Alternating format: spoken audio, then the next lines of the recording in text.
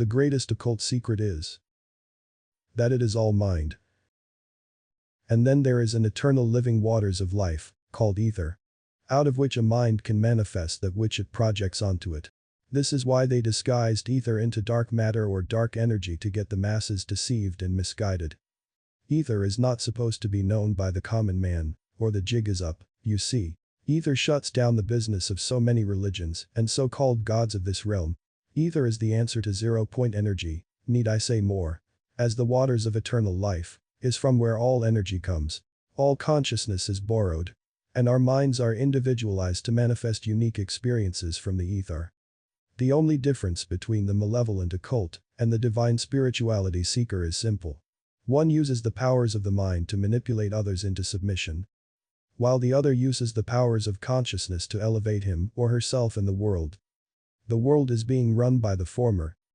The wickedest man alive and self-proclaimed, the beast, Aleister Crowley, was trying to get rid of the mind and get into trance-like states to allegedly achieve the powers or altered state of consciousness of his god, aka, the beast. His gruesome and extremely perversive rituals were designed to get rid of the human identity by doing everything that humans find repulsive. To make the human mind tap out. To get to access the mystical ether or the source of all. So is the purpose of these plant medicines that hippies take to get into other dimensions. But a true shaman would advise against it, as a person who is not spiritually mature will have more of a traumatic experience than to be enlightened.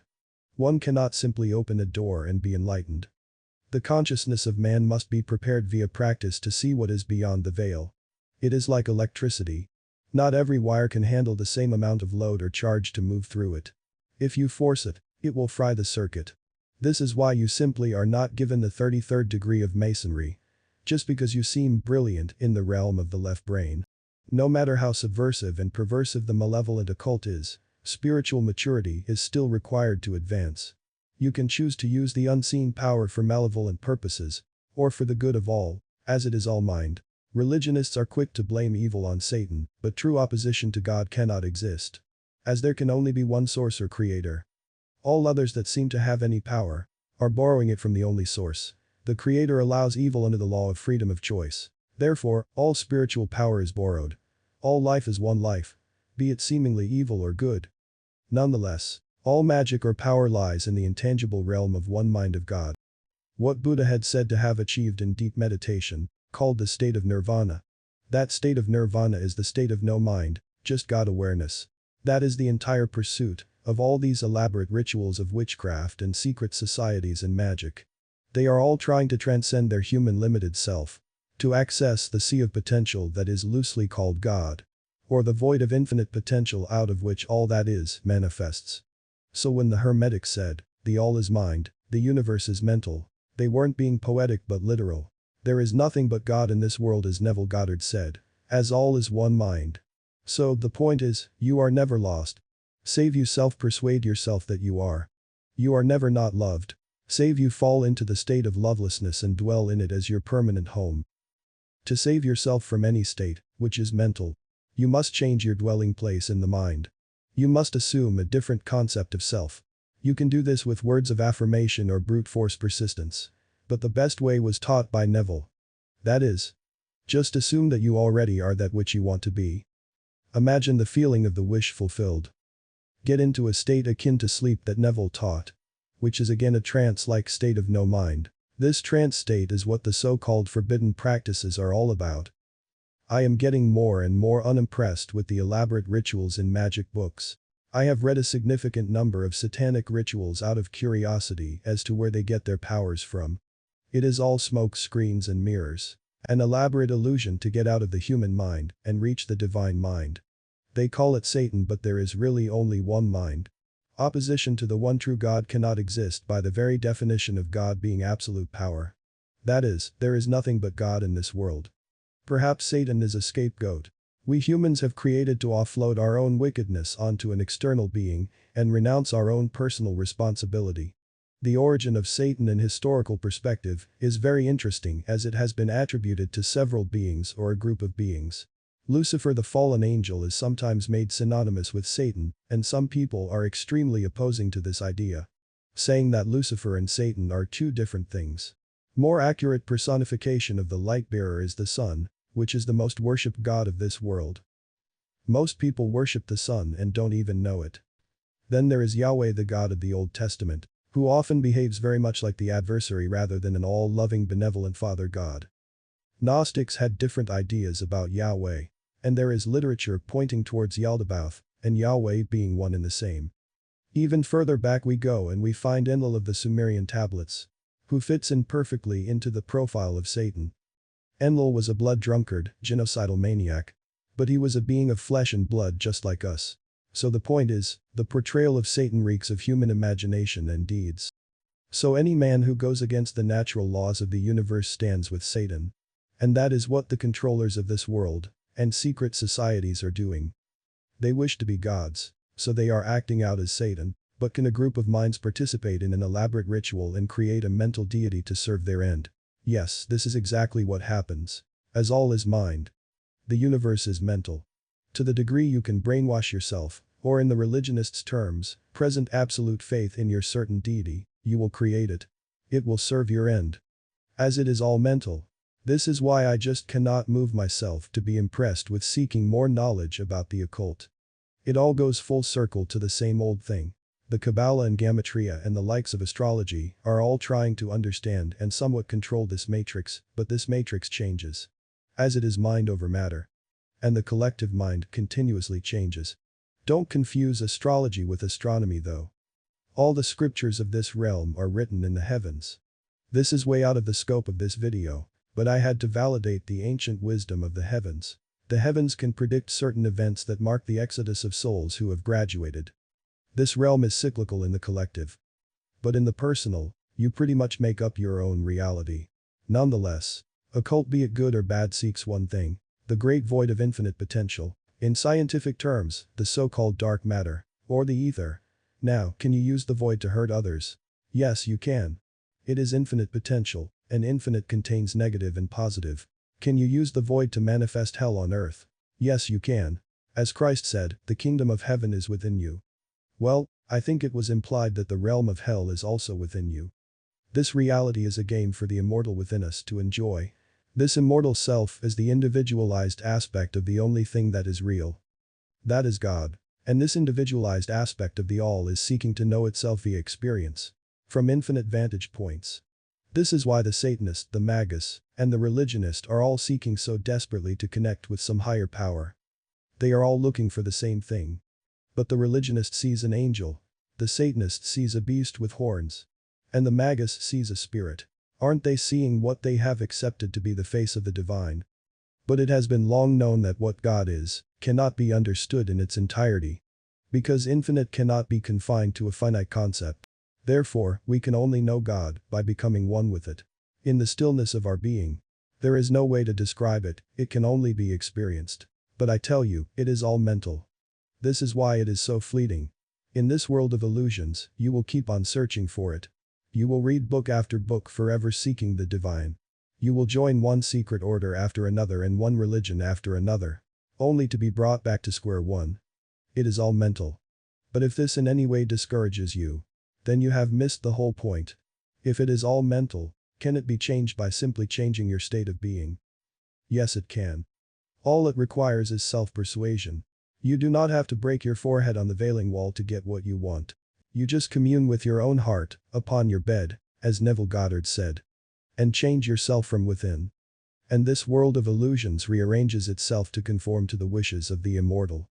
As the immortal is the only thing that is real. This awareness of being is who you really are. You are not the mind. As you can see your thoughts. You are this awareness of being that is aware of the mind. Is rejecting or accepting its thoughts. You see, the entire truth of man. Seeking God in the world of illusions ends when he sits still and becomes aware of the life principle within him. It all comes down to this in every single esoteric teaching, religion, or cult. Believe me, I have looked. I have yet to find something other than this. I will continue looking, not because I need it, but because I enjoy it. But so far, Freemasonry has unimpressed me. The Illuminati are just self-serving people, using the one hive mind to serve their purpose. All these so-called secret societies, and their rituals like the Jesuits, are all elaborate ways to brainwash the initiates. to create a hive mind to further the agenda of the organization. Satanists just hate the guts of religionists, so they have invented their own deity that is in opposition to the religionists' principles. Yes, I have read the so-called Satanic Bible of Anton LaVey. It is nothing but spite of religion, and don't get me wrong, religion in its literal form is no better. We are all in one way or another seeking the same thing. Some end up being self-serving pricks in search of it. Others realize that there is no need to hurt another as it is all one. The dichotomy between the religionist and Satanist is, one is seeking the void by gratifying flesh, while the other is seeking the light by gratifying the spirit. Not knowing that the void and the light originate from the same source. But the good news is, since it is all mental, you can choose a more harmonious, loving, and joyful path. You don't have to go down the Goth road or the Puritan's path who thinks everybody else is a heathen. This is a game of the immortals under amnesia. Seeking to find their true selves, making up silly games and rituals to lull the human mind to self-soothe. That's all. But if you just still yourself, the all is present. Speak to it what you want. It will provide. It is giving you life, right? If it can give life, that means it is life. And if it is life, it is all that you seek. So, ask and ye shall receive. But faith is necessary. Faith means to focus on singularity. But your human mind jumps from one thing to another. This is why rituals help to put you in a trance, so that the mental gymnastics ends. But it is not required. Do what Neville taught. Imagine what you want before sleep and make it real. Practice it every day and it will come true. What you seek you have. You are already home. Enjoy this dream while it lasts, by imagining lovely things for yourself and others. I have given away the end game that they all promise in these so-called secret organizations. Albeit they trample over the golden rule to get what they want. This is why they are stuck here. They are of this world. But Jesus said, I am in this world, but I am not of this world. So, when you break the golden rule, there are consequences in the form of you getting disconnected from the source. You are quarantined here in this realm, perpetually reincarnating here. But out of free will. This is not a prison realm. It can be. If you break every natural law and go against the will of the all. This is why the law of cause and effect is very important to adhere, if you care about your ascension. The elites either don't care about ascension or they have forsaken it to rule over this world. This is what is meant by selling your soul to the devil. The price is your soul, in exchange of kingship here. Nonetheless, to manifest heaven on earth for yourself, go within and remember the golden rule and you are set. The whole thing collapses back to you. So who do you say that I am? And if you are trying to save this world, then perish the thought. This world is a school. A game. It is designed this way. Even the seeming opposition is serving a purpose. Christ said, do not think that I have come to bring peace to the earth. I have not come to bring peace, but a sword. For I have come to set a man against his father, and a daughter against her mother, and a daughter-in-law against her mother-in-law, and a person's enemies will be those of his own household. Matthew 10:34-36. Christ or any teacher comes here for the few who are ready to graduate, not the many. This is why when you awake, you find yourself to be alone. Your own family might not understand you, and that is okay. It is not that time in their journey to understand all this. What you fear for others is just like a nightmare, eventually they will wake up. But they will be alright. As we are eternal, in the eternal body of the all. Now I am adding some Freemasonic rituals from the ex-occultist Bill Schnoebelen. Let's see if you can find the elaborate yet extremely deceptive way of mental conditioning in it. Let's see if you can see through the veil and realize what it is really about. An old graphic from a monitor, which is a ritual workbook of Masonry from the 19th century. And this illustrates the entered apprentice oath. Now you'll see here, this is the worshipful master. And you can always tell the master of the lodge because he's the guy that gets to wear the hat, okay? Then you have over here, this is the senior deacon who kind of conducts the candidate around. And then you have the candidate. Now you'll notice he's kneeling at an altar.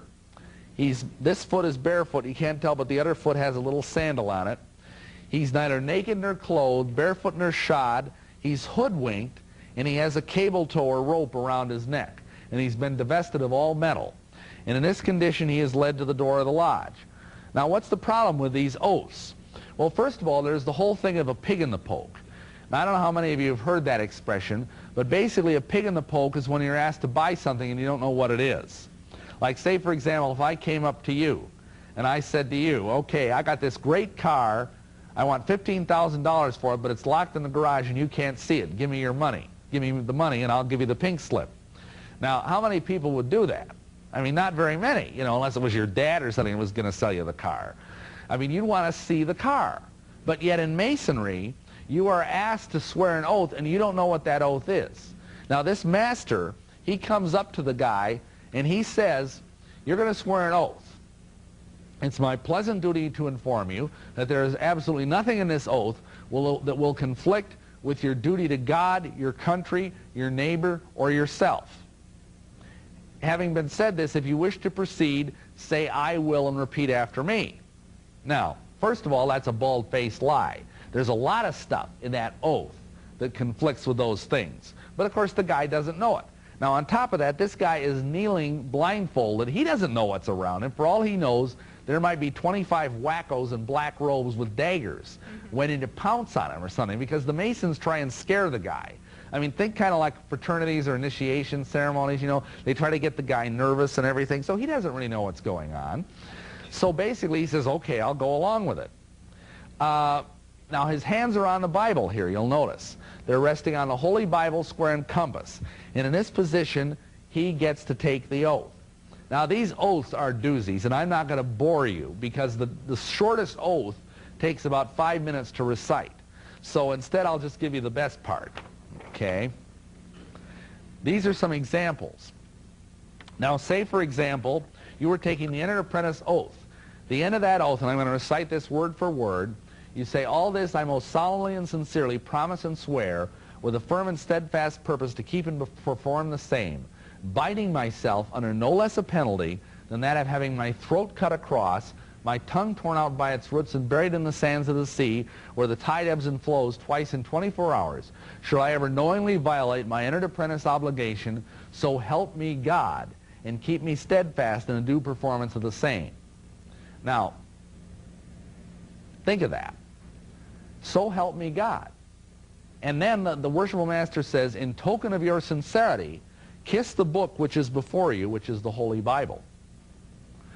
You've sworn an oath that you'll have your throat cut, your tongue torn out by its roots, and then you swear it by saying, so help me God, and you kiss the Bible. Now that would stand up in any court of law, wouldn't it?